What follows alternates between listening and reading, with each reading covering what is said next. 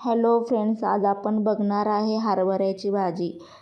ही हिवाळ्यामध्ये खूप मोठ्या प्रमाणात मिळते भाजी. हिवाळ्यामध्ये हरभऱ्याची भाजीचं सीझन चालू असते. तर आज आपण बघणार आहोत हरभऱ्याची भाजी. खूप सोपी पद्धत आणि ही पद्धत माझ्या आजीची आहे. ही भाजी मी माझ्या आजीकडून शिकलेली आहे. तर सगळ्यात प्रथम हिरवी मिरची चांगली भाजून घेणे.